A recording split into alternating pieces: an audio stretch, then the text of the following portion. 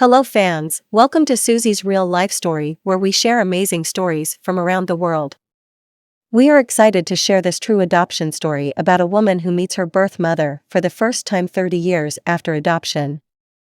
Angie Orokoi was 19 when she gave her daughter up for adoption. You know, in those days, having a child out of wedlock was like a taboo, and to some, adoption was the only way to keep the child alive with the hope that it will be well taken care of by the adopted parents. Please kindly like and subscribe as we dive deeper. Do not forget to turn on the notification bell to keep up with updates. Now, let's dive further. Angie Orokoi met her daughter in person for the first time live on Good Morning America in 2017 after giving her baby up for adoption more than 30 years ago. I am just trying to imagine the joy that could have brought to both mother and daughter. No matter how hard I try, I know I would never really understand because this is the type of situation that you need to experience before understanding. Oh my gosh. You're so beautiful, Orokoi said while fighting back tears as she embraced her daughter, Maribeth Blackwell. It's so awesome. It's wonderful. It's such a good feeling.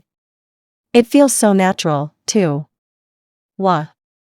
I can feel goose pimples all over my body now. What a remarkable reunion after 31 years. Orokoi, 51, was a teenage daughter 19 and living in New Orleans when she gave Blackwell up for adoption in 1986. Mother and daughter separated at birth. Her daughter Blackwell was adopted by the Smith family who could not have children. Lots of unanswered questions, right? It was so difficult for Blackwell as her medical history was always asked when she visited the hospital. What is your medical history?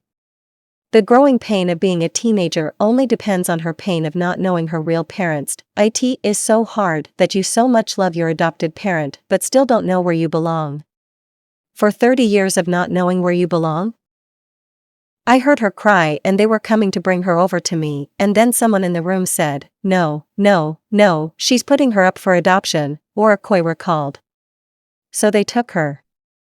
They didn't bring her to me. Oh, this would have been a terrible moment too for Orokoi, who did not even have the opportunity to hold her baby and even hand her over. Orokoi saw her daughter in the nursery as she left the hospital and remembers her emotions to this day.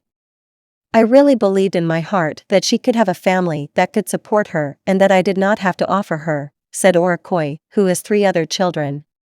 I think I cried for, I don't even know, a long time.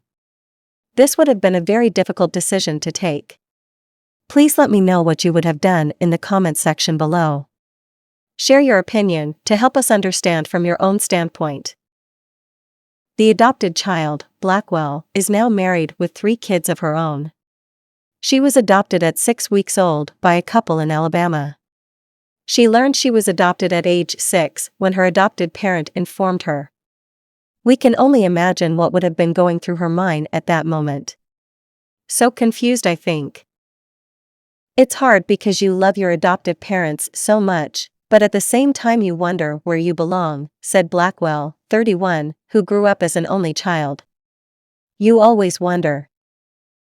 Orokoi said she wrote Blackwell a letter that she was never able to give her, but wanted to reiterate the sentiment now in person. Let's listen to the sentiment together. In my letter, I hope to express to her that she never felt that I didn't want her, she said, and that I truly was hoping that she would forgive me and understand my reasoning for doing it so that she could have a life that was better than I could provide. I hope this could melt down some grief in her heart. It soothes the pain when she is made to understand why her mother had to take that hard decision to give her up. Yes, adoption is always a hard decision to take as a parent because you just love them by nature. Blackwell said her adoptive parents, whom she loves dearly, had a message for Orokoi too. Happy they did not feel bad about her reunion with her family because some adopted parents may see it as a sign of not being appreciative. They just want to say thank you, Blackwell told her. You gave them a blessing they could not receive. They love you for doing that and will be forever grateful. Wow, so soothing indeed. I just hope this did melt down the pain and bridge the gaps considerably. The 2 women also got to meet their extended families. Orikoi met her grandchildren for the first time. Oh my gosh. Oh my goodness. Hi. Hello, said the overwhelmed grandma. Blackwell also got to meet her siblings. I grew up as an only child, so to know I had siblings that I wished for at Christmas every year is wonderful, she said. Blackwell said she thought about traveling to New Orleans to see if she would run into her mom or see someone who looked like herself.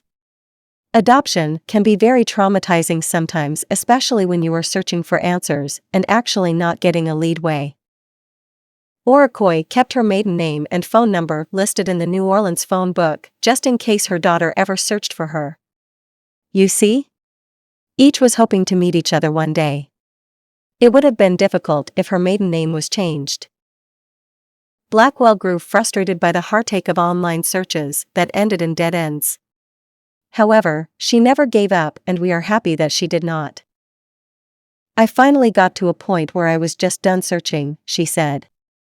I didn't ever think it was gonna happen. It is usually said when all hopes are gone, a miracle begins to happen. Right? Birth records in Louisiana are closed, so Blackwell decided to try a DNA test. She uploaded her data to the website myheritage.com in September. Weeks later, Blackwell logged back onto the site and saw a notice for a result. A screen came up with my DNA results and it said, "Estimated relationships, mother," Blackwell said. This was certainly a miraculous moment for Blackwell indeed. Orikoi had submitted her DNA to the site to learn more about her family history. In the back of her mind, she also thought about the daughter that she gave up for adoption. You see, the mother was also hoping to find her. Luckily, they both submitted their DNA to the Heritage website where a match was found.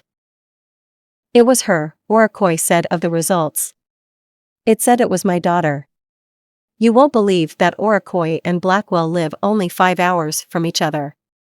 They had communicated only by text and email before meeting in person on Good Morning America to meet in person in 2017. What a happy endings. Please let's know how you feel about their reunion. Could you have waited for such a time? Share your opinion in the comment section below. Some have argued that giving a child for adoption is not morally okay. But come to think of it, is this not better than adoption? I think it is. What do you think? If you ever find yourself in a situation where you can either abort the baby or give it for adoption, which will you choose? For me, I would definitely choose adoption if I can't take care of the child. However, it is always good to get financially, physically, and morally prepared before you start making babies. Don't you see so? Let's read your opinion below. Kindly like, subscribe and turn on the notification bell to keep up with updates. Thank you for watching and see you soon. Cheers.